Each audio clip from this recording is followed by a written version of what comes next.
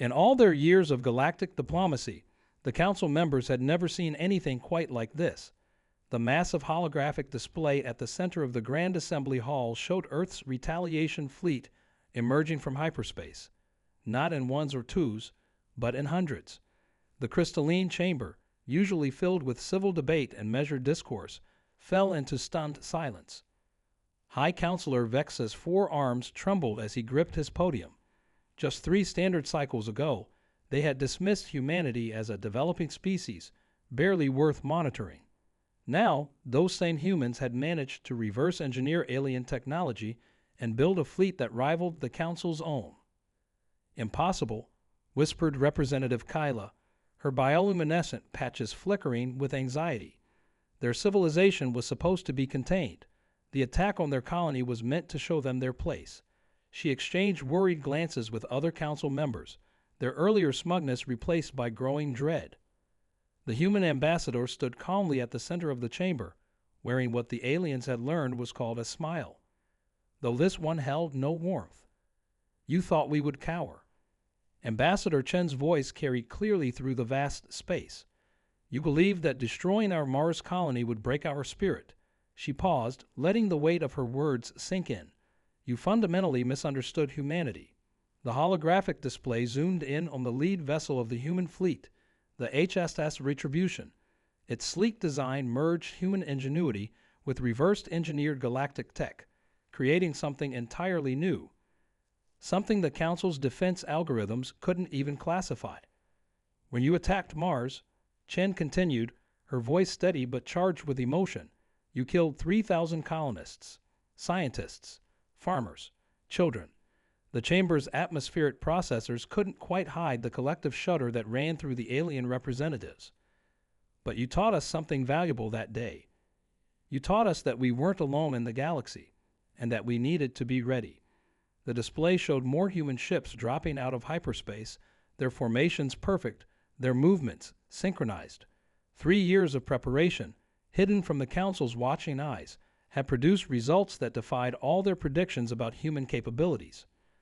We didn't spend these years in grief, Chen explained, pacing slowly around the chamber's center.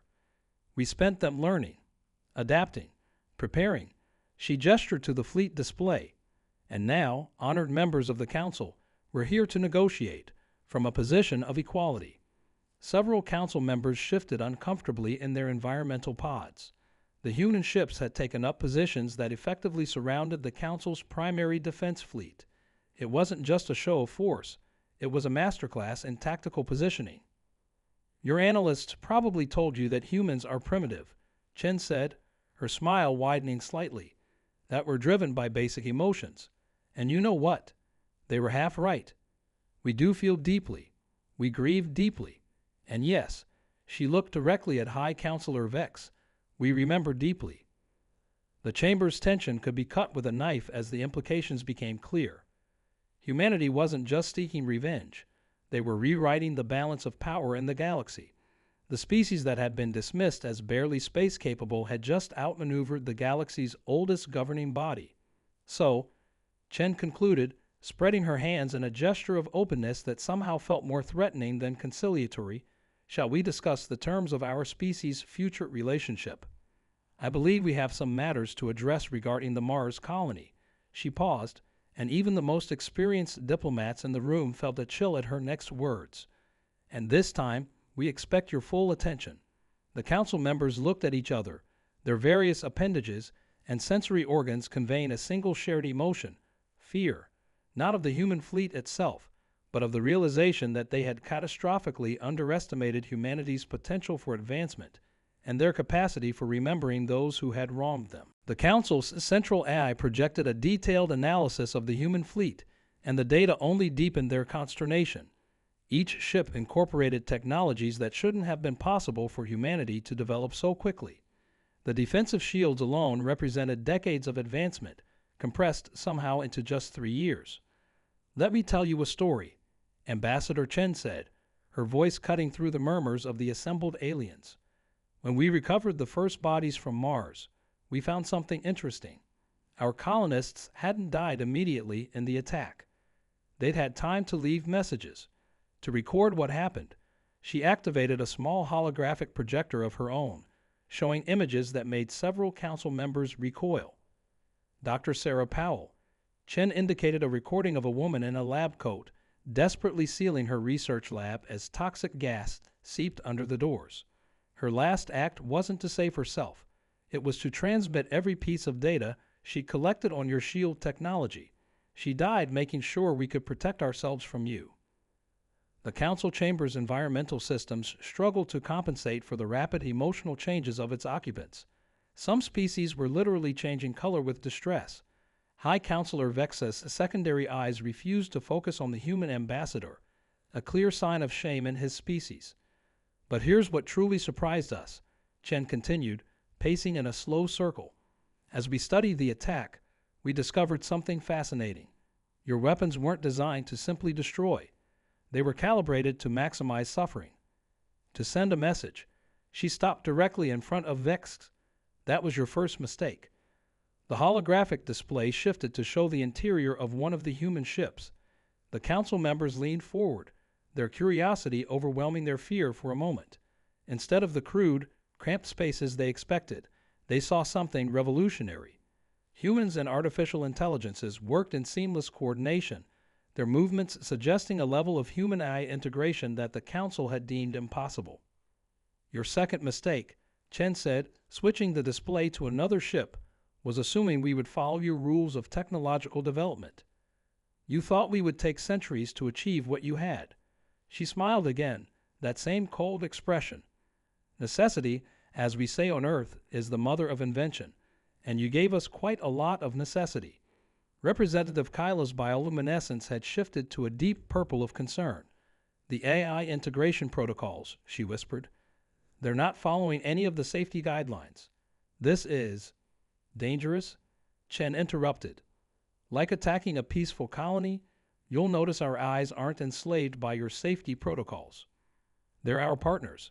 They chose to help us after seeing what you did. The display showed more details of the human fleet. Each ship bore the name of a Mars colony victim, written in multiple Earth languages. The council members could see that these weren't just warships. They were memorials, monuments to a grief transformed into purpose. We spent these 3 years learning everything about you, Chen said, her voice carrying a weight that made even the most stoic council members uncomfortable. Your technologies, your species, your weaknesses, the eyes you so carefully restricted, they talked to us. Seems they had their own opinions about the council's methods of maintaining order. The chamber's security systems registered increasing stress levels among the council members. The human fleet's positioning had shifted slightly, maintaining their tactical advantage while demonstrating a level of coordination that shouldn't have been possible without decades of experience. Now, Chen said, pulling up another hologram, this one showing Earth's complete defensive capabilities, should we discuss those new terms? I believe we have quite a lot to cover about the future relationship between humanity and the Galactic Council. High Counselor Vex's voice quivered as he addressed the chamber. Your demonstration of force is, noted, Ambassador Chen, but surely you understand that changing established galactic protocols requires a full council vote. We have procedures. Procedures. Chen's laugh echoed through the crystalline chamber. Like the procedures you followed before attacking Mars. The holographic display shifted to show a massive structure moving into position behind Earth's fleet. Even the most experienced council members felt their various respiratory organs constrict at the sight. That's impossible, Representative Kyla breathed, her bioluminescence pulsing rapidly. That's a nexus gate, the physics alone, the power requirements. She trailed off as the structure's energy readings confirmed her worst fears. Humanity had not only built a nexus gate, they had improved its design. We call it the Phoenix Gate, Chen said, watching their reactions carefully. Named after a mythical earth bird that rises from its own ashes. Fitting, don't you think? The massive structure hummed with energy, its modified design incorporating elements that the Council's sensors couldn't even analyze. The security feeds showed increasing panic among the Council's defense fleet commanders. The human ships had positioned themselves in a formation that seemed random at first glance, but deeper analysis revealed an interlocking network of overlapping fields, defensive, offensive, and something entirely new. Your attack on Mars taught us something vital, Chen continued, her voice carrying an edge that made even the environmental pod's dampening fields quiver.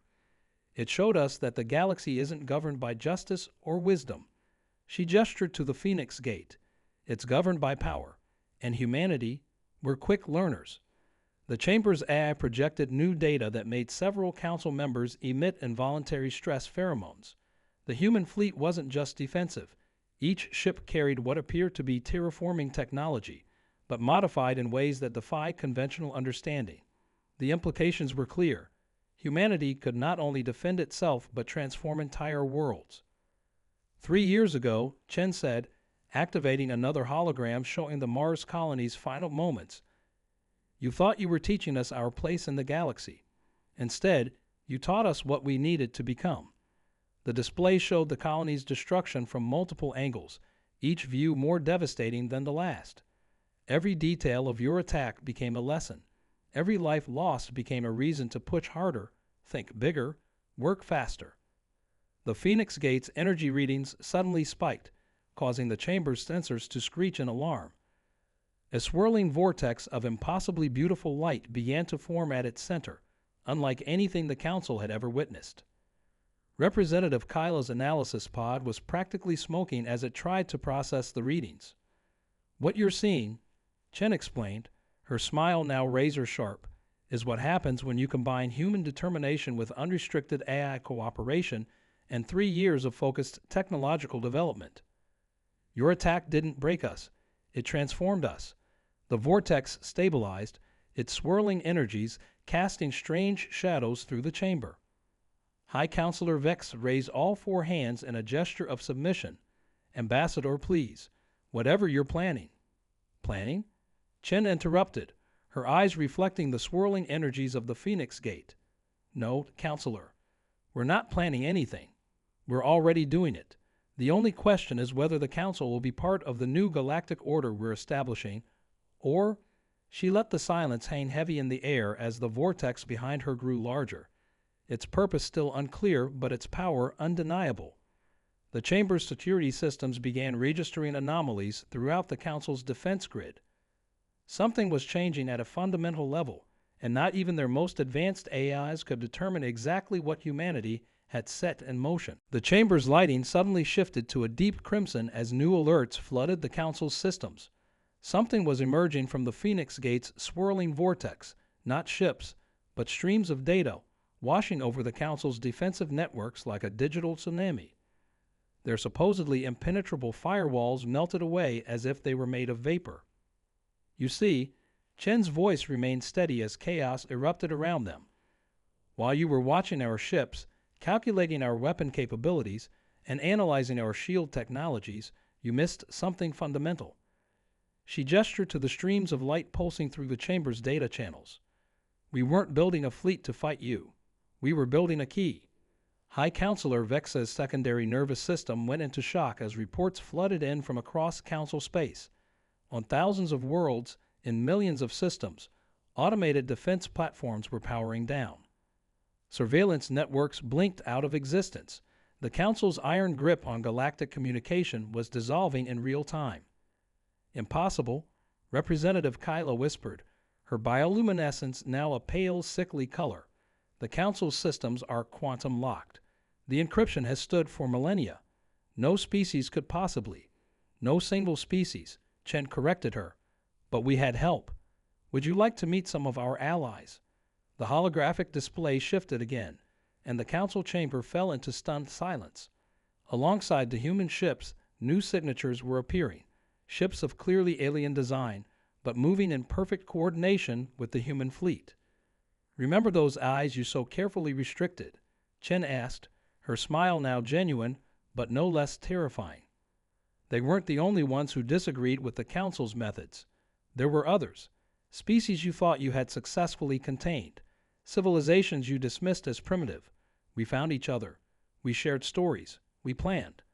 The Phoenix Gate's vortex pulsed again, and more ships emerged, vessels of designs the Council had thought lost to history. The chamber's eyes struggled to classify them all. The sleek bioships of the Nura Collective, thought extinct for centuries. The crystalline vessels of the Lyran Ascendancy, supposedly isolated beyond the galactic rim. The phase-shifting cruisers of the Zephyr Nomads, believed to be nothing more than legend. Your greatest achievement, Chen continued, as the assembled council members watched their power crumble, was convincing everyone that resistance was futile, that the council's authority was absolute. But in doing so, you created something you didn't expect, a shadow network of the oppressed, the dismissed, and the underestimated.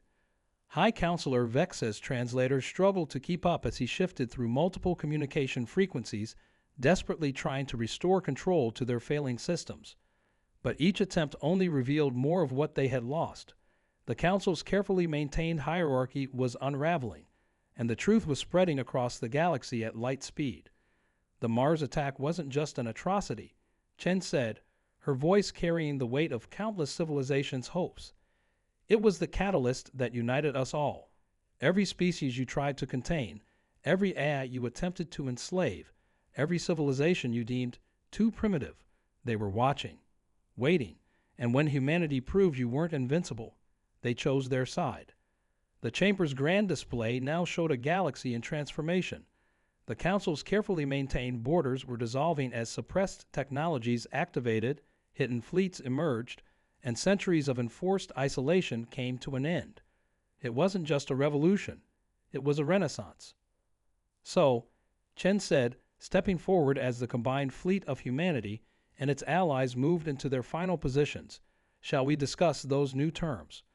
I believe we have representatives from several thousand civilizations who would like to contribute to the conversation.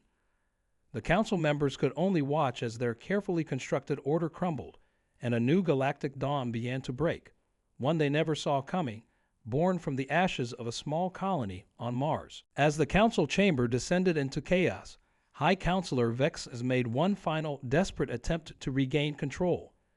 You can't possibly understand the forces you're unleashing, he warned, his multiple limbs trembling. The Council's authority maintains peace.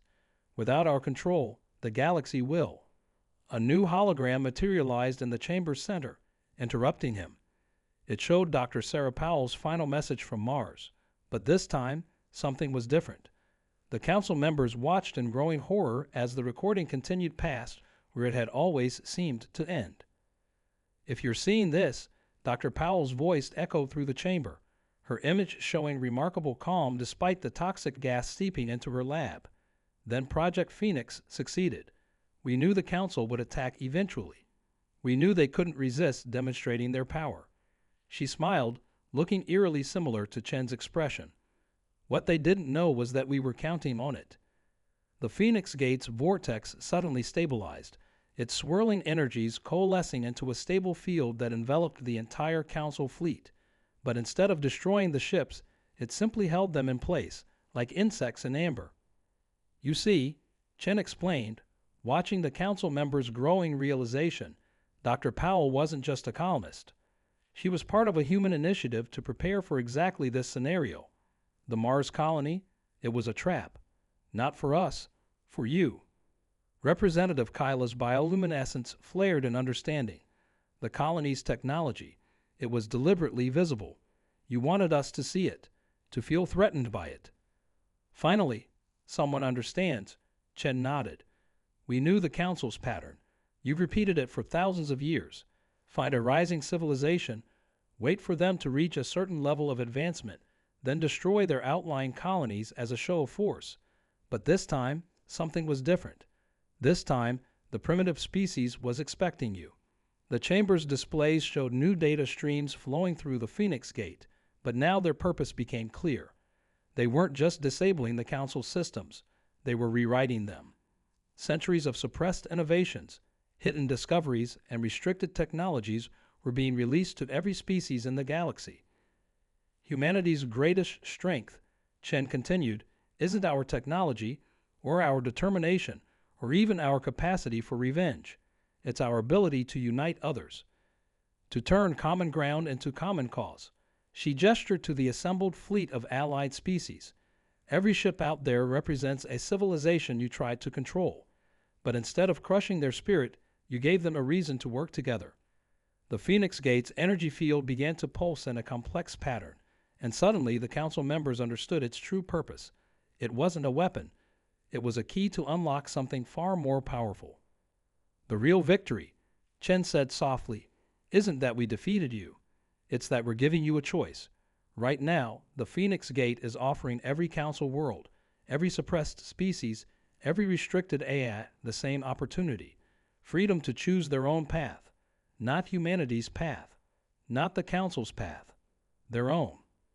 But as the council members watched their power structure dissolve, a final, unexpected alert flashed across their screens. The Mars colony's ruins were showing signs of life. Impossible signs.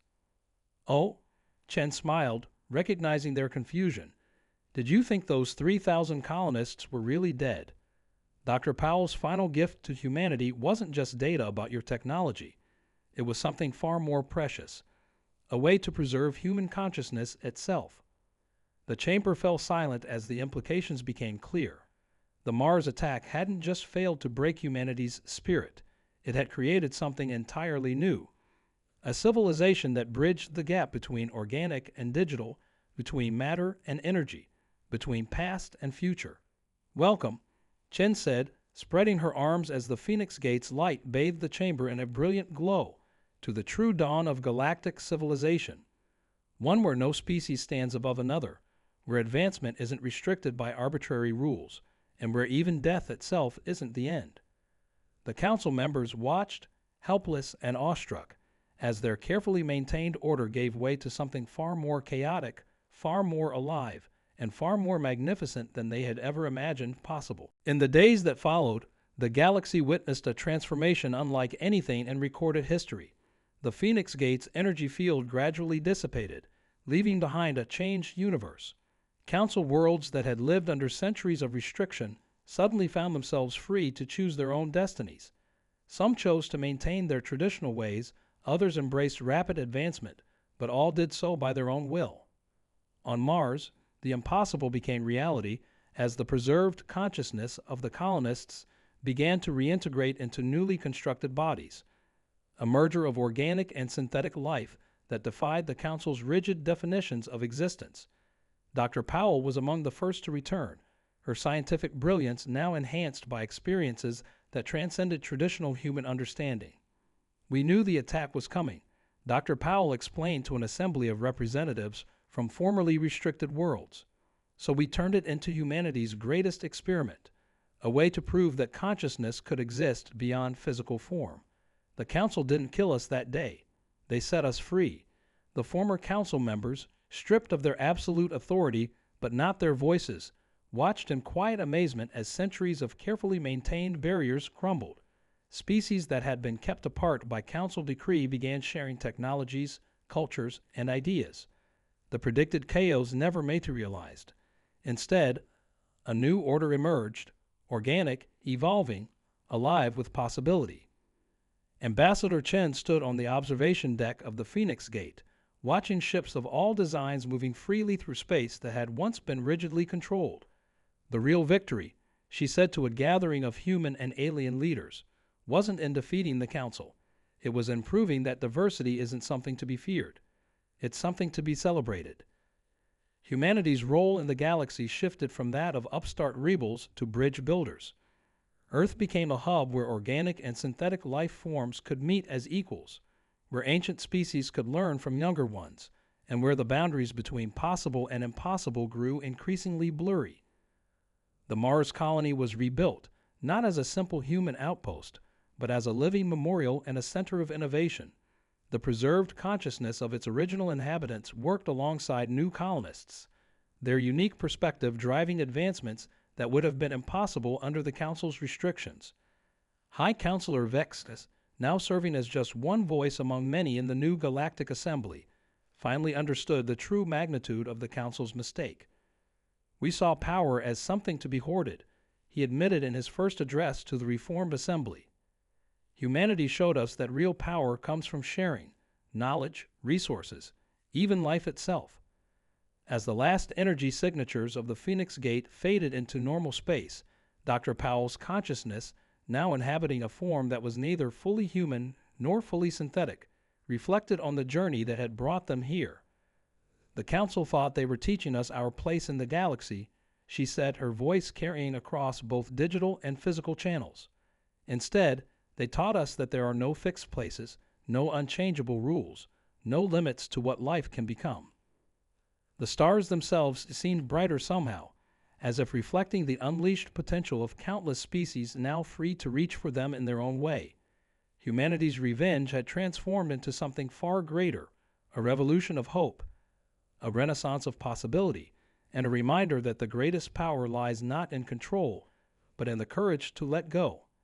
And as ships of all designs and origins moved freely through the once restricted spaceways, their crews, organic, synthetic, and everything in between, shared stories of the day humanity shocked the Galactic Council, not with weapons of destruction, but with a gift of freedom that changed the very nature of civilization itself. The galaxy would never be the same, and that was exactly the point.